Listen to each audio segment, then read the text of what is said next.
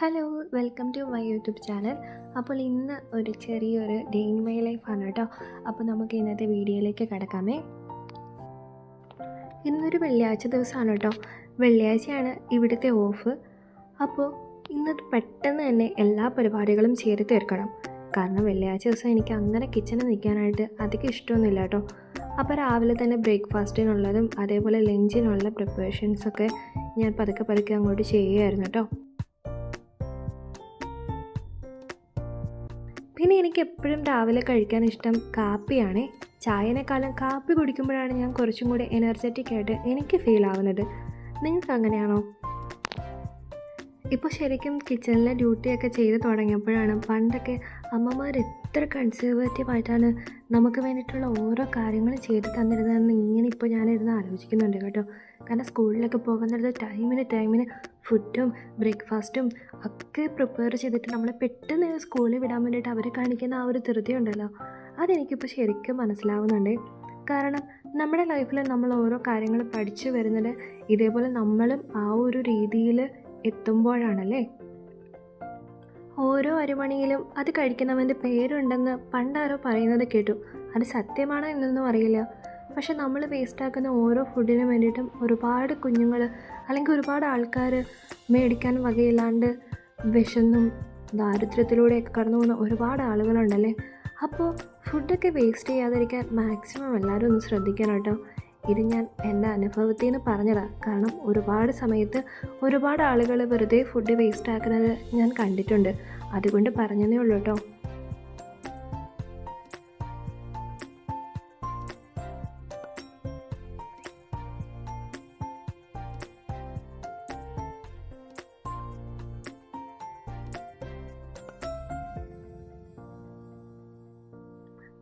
അപ്പോൾ ഇന്നത്തെ എൻ്റെ പരിപാടികളെല്ലാം എന്താ ഒതുക്കി വെച്ചു. ഫുഡും കാര്യങ്ങളൊക്കെ ഉണ്ടാക്കി എല്ലാം ക്ലീനാക്കി നീറ്റാക്കി അടുക്കള ക്ലോസ് ചെയ്തു. ഇനി വന്നങ്ങോട്ട് ഫുഡ് കഴിച്ചാൽ മതി കേട്ടോ.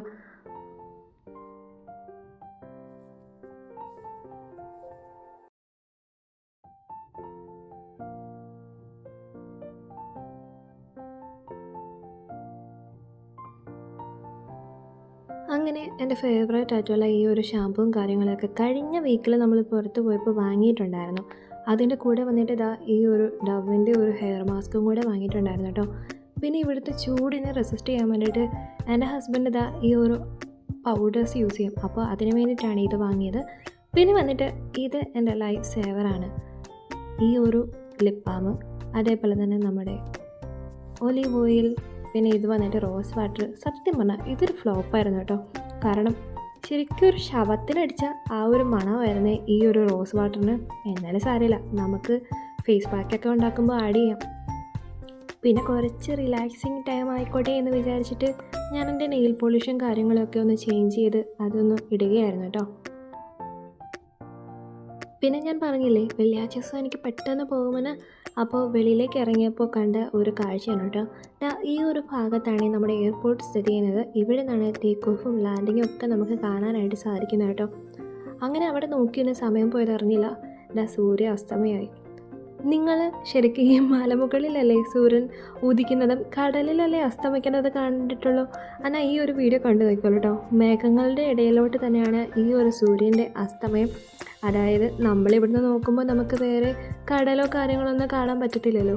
അപ്പോൾ നമ്മുടെ സൂര്യൻ പെട്ടെന്ന് തന്നെ പകുതിയോളം ആ ഒരു മേഘത്തിൻ്റെ ഇടയിലേക്ക് കയറി പോയിട്ടുണ്ടായിരുന്നു കേട്ടോ. അങ്ങനെ പെട്ടെന്ന് തന്നെ ആ ഒരു സൂര്യാസ്തമയവും കാര്യങ്ങളൊക്കെ ഞാൻ നോക്കി നിന്നു. ചില സമയത്ത് നല്ല രസമാണ് കേട്ടോ. ആകാശത്ത് നല്ലൊരു പിങ്കിഷ് കളറ് വരുമ്പോഴത്തേക്കും പിന്നെ ആ സൂര്യൻ ഈ ചുമന്ന് വന്നിട്ടുള്ള ഈ ഒരു കളറൊക്കെ കാണുമ്പോൾ എനിക്ക് ഭയങ്കര കൊതിയാണ് കേട്ടോ കണ്ടുകൊണ്ടിരിക്കാൻ വേണ്ടിയിട്ട്. അങ്ങനെ ഒരുപാട് വീഡിയോസ് ഞാനിങ്ങനെ ചില സമയത്ത് ഇങ്ങനെ എടുത്ത് വെക്കാറുണ്ട്. അപ്പോൾ ഇന്നും ഞാനൊരു വീഡിയോ എടുത്തിട്ടുണ്ടായിരുന്നു. അപ്പോൾ ഇതാണ് കേട്ടോ ഇവിടുത്തെ സൂര്യ അസ്തമയം. നല്ല ഭംഗിയില്ലേ കാണാനായിട്ട്. ശരിക്കും ആ ഒരു സൂര്യൻ പകുതി മേഘത്തിൻ്റെയോ മേഘമാണോ മലയാണെന്നൊന്നും എനിക്കറിയില്ല. എന്നാൽ അതിനുള്ളിലേക്ക് ആ പതുക്കെ വലിഞ്ഞ് പോകുന്നത് കാണാൻ നല്ല ഭംഗിയുണ്ടല്ലേ.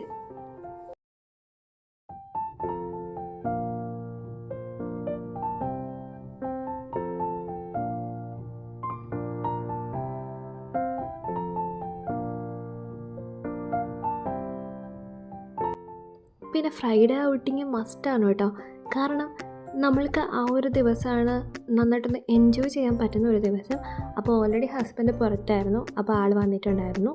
അപ്പോൾ നമുക്ക് ഇന്ന് പുറത്തുനിന്ന് ഫുഡ് കഴിച്ച് കുറച്ച് കറങ്ങി കുറച്ച് സാധനങ്ങളൊക്കെ വാങ്ങിച്ചിട്ട് അങ്ങനെ ചില്ലായിട്ട് ഈ ഒരു ദിവസം നമുക്ക് കാണാം കേട്ടോ.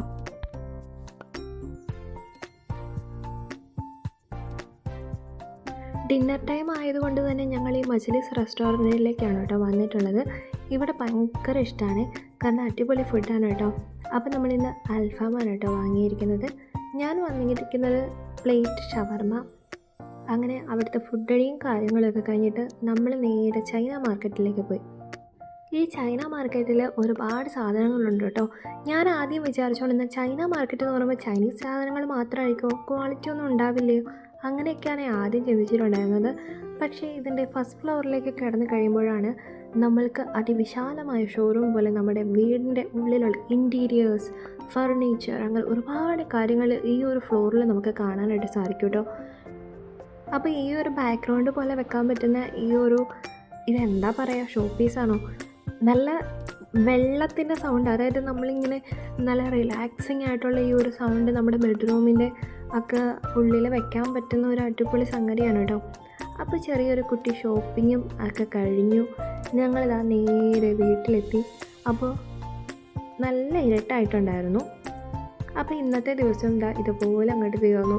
എല്ലാ ഫ്രൈഡേയ്സും ഇങ്ങനെ തന്നെയാണ്, ഫുഡ് ഉണ്ടാക്കുക, കഴിക്കുക, രാത്രിയിൽ പുറത്തു പോവുക, അത്രയൊക്കെ തന്നെ. അപ്പോൾ ഗുഡ് നൈറ്റ്.